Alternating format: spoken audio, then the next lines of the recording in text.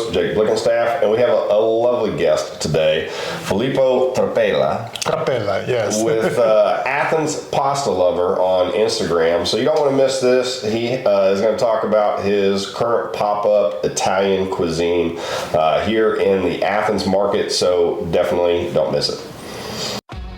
Welcome, first-time guests and loyal listeners to the Northeast Georgia Real Estate Podcast. I'm your host, Jake Blickenstaff, and I'm here to guide you through the real estate landscape across our region. Whether you're a buyer, seller, investor, or just plain curious, this podcast is going to be your go-to source for local insights. We explore real estate trends, economic forecasts, and highlight local businesses.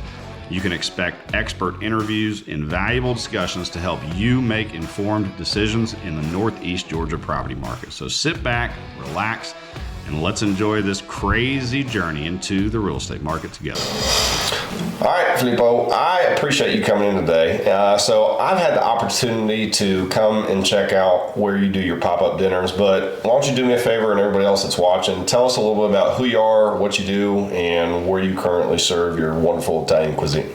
So my name is Filippo Trapella. I'm an Italian chef. I was born and raised in Italy, and I moved in the United States more or less 11 years ago, 12 years ago in 2013. I spent, before coming here, 3 years in Ohio with my wife, and then we moved here in 2016, so it's about almost 9 years that we live in Georgia. And currently I run my company that is Athens Pasta Lovers, and the first goal of my company is offer the most true and authentic Italian food experience. And currently I offer 3 different ways to do that. So the first one, you mentioned it, and I organize a pop-up pasta dinner every Wednesday at Hendershot Coffee and Bar on Prince, and where I cook every week 2 different choice of pasta.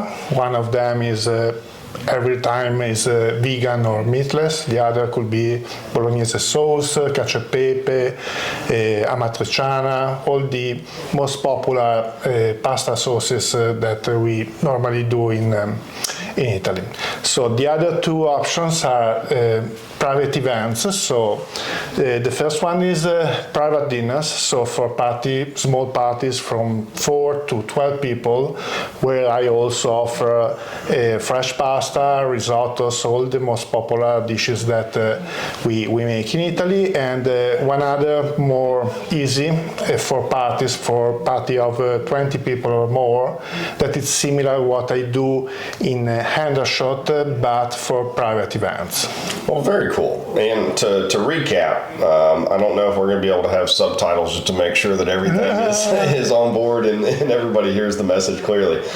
So he's currently over at Hendershot's over off Prince Avenue, and those are on Wednesdays. At what time? 6 to 8. 6 to 8. So and you do it every Wednesday, or is it every other Every Wednesday? Wednesday. Every Wednesday. So definitely go check those out. But he also mentioned about doing private chef and event cooking. So if you guys have any of those kind of on your radar or something you're looking for, I would definitely check them out. My wife and I actually went and had your dinner over at Hendershot's, and it was spectacular. Thank you. It's very hard for me to pass up pasta or Italian food. That's one of my weaknesses. So you said that you came to Athens, it was in 2016, is that right? So what brought you guys to Athens originally? My wife, she's a professor assistant professor at UGA. Okay, very cool, very cool. So I gotta ask, so you got into being a private chef and cooking. Have you always been passionate about cooking, or was this something that kind of developed over time? It's developed. So I changed work, changed country, changing continent. I used to be an architect in Italy, and so a freelancer. But coming here, I discovered that I prefer be a freelancer and own my company. So the other passion was the food. Was into the roots of my family since generations. So I decided to change everything, and I studied a lot, and then I opened my company. Oh, very cool, very cool. I can imagine you probably faced some challenges switching over from being an architect to being a chef. It's building something, so there is something common. And now I'm building recipes instead of building. Absolutely. I'm personally not the cook at the house, so I can't relate. I can follow a recipe, but trying to make something from scratch and just kind of off a whim, it doesn't work for me. Yeah, I used to be the cook of the house even before coming here, changing works. That's something natural for me. So what would you say some of the biggest successes that you've had so far? I mean, obviously you're established currently, but through your process, can you think of anything that like really stands out in your mind? So the idea and when I started to think to this project, it was not only selling food, because there are a lot of very good Italian restaurants in the area, and I would like to offer something new that was what really we eat in the families. So what I offer is the replicate of a family gathering.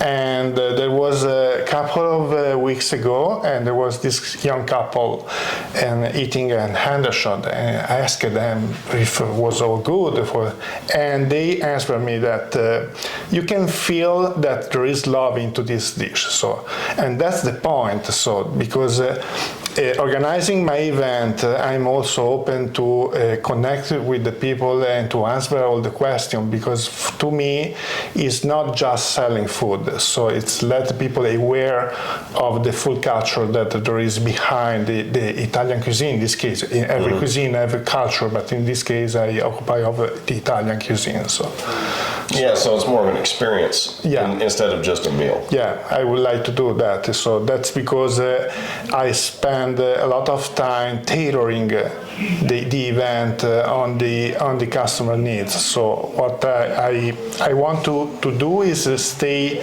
on the traditional way. So if I prepare an Alfredo, for example, I prepare it in the Roman way, so in the way that you can taste in Rome, not in the Italian-American way, that is another way. So I stay strict, but if you have any needs that can stay into the tradition, I'm ready to listen to.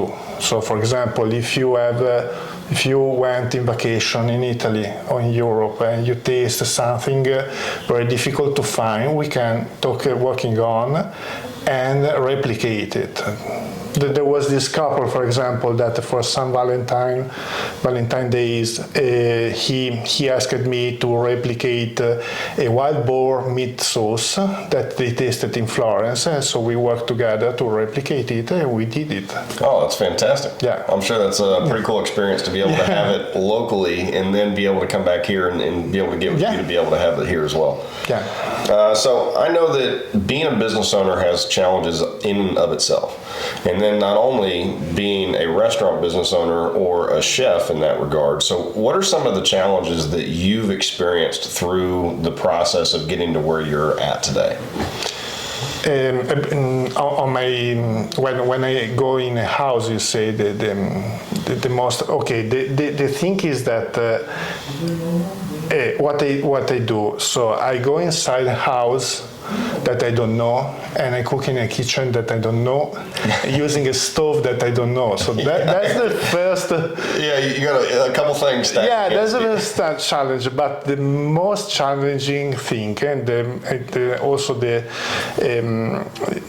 thing that I like more, it's understand what kind of connection the client wants, because there are some clients that want to be very chatty because they are curious, they ask a lot of questions, and I'm very happy to answer because I say that I want that the people is aware of what they are eating. There are other clients that maybe are more shy, so they just want that I cook, enjoy the food. So, and you need to understand very well this before start the connection with the client. So I spend a lot of time writing email, or if they need, I can also organize a meeting before the event, because I want that they enjoy at their best the event.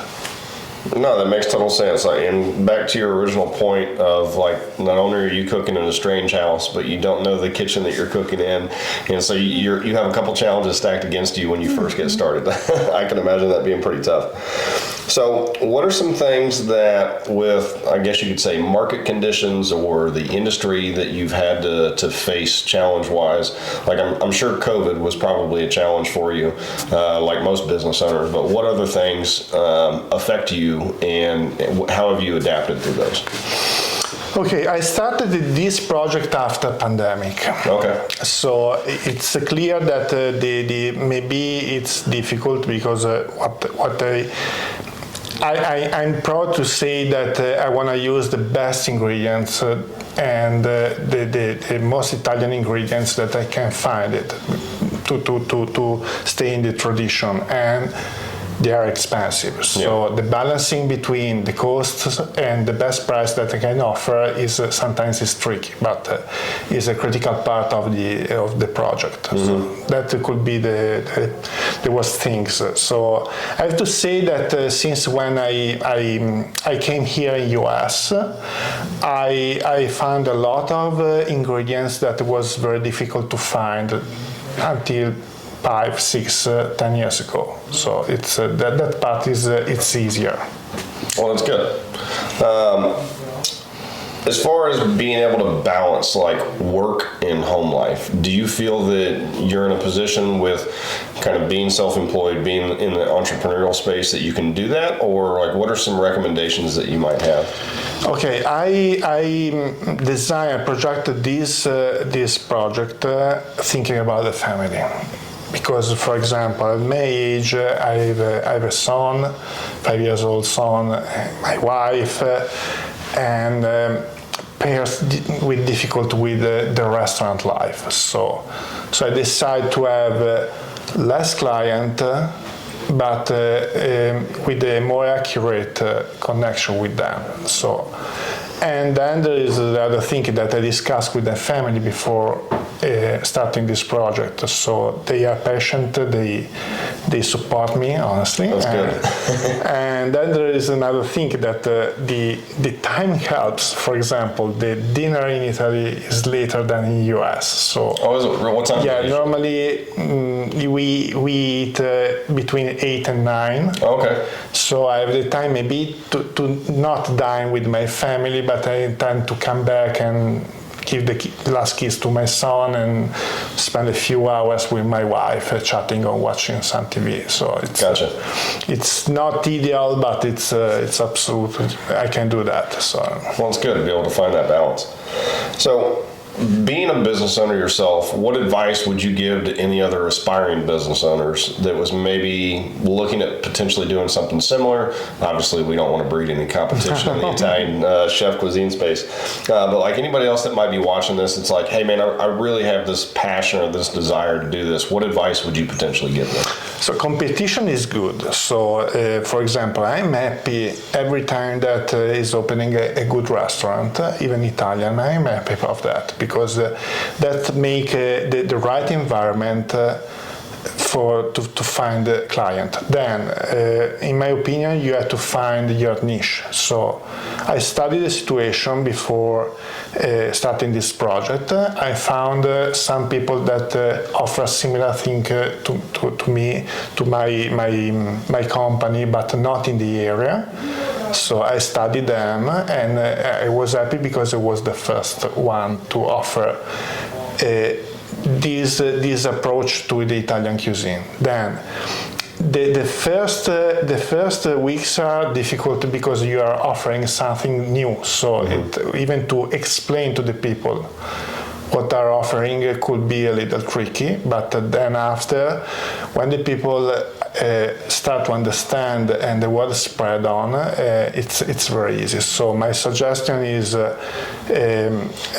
make a list of your expertise, find a niche into this list, and find also something that you love, because you need to spend a lot of hours, mainly in the weekends probably, to do that. Yeah, and if you don't love it, anytime you hit any kind of challenges, it'll make it very easy to potentially quit. It's difficult, yeah. Yeah. Well, no, I think that's great advice. So as we wrap up, are there any kind of special offers that you might be able to give out to any of the audience? Like if they wind up seeing this podcast and they're like, hey, I'm going to go check out Filippo either at the pop-up dinner, or we want to definitely schedule you for doing some of the private chef and event experience. So I'm glad to offer until the end of May a discount for our audience of 10% for the private dinners from 6 person to 12, and for the pop-up for the pasta bar. So okay, awesome. Well, you heard that here. So if you guys see Filippo on this podcast and you want to go check him out and you're interested in either scheduling for the private chef Italian cuisine experience, or go check him out at Hendershots, I would highly recommend it. I appreciate you for coming on, Filippo. Thank you. And we'll see you guys on the next episode of the Northeast Georgia Real Estate Podcast. Thank you for tuning in to another episode of Northeast Georgia Real Estate Podcast. Now, I need your help, guys. I am working towards an absolutely massive goal for next year of creating new opportunities that will allow me to not only serve my clients better, but help them achieve their commercial real estate goals as well. Key focus for 2025 is going to be for me to acquire 2 additional commercial properties, further expanding my investment portfolio and my impact in our community. This journey will allow me the freedom to spend more quality time with my family, which is the end goal. I'm sharing this in hopes of being able to connect with others who align with this vision. So if that's you, whether it's through partnerships, investing, networking, or new business opportunities, please let's connect and build something together. Thank you.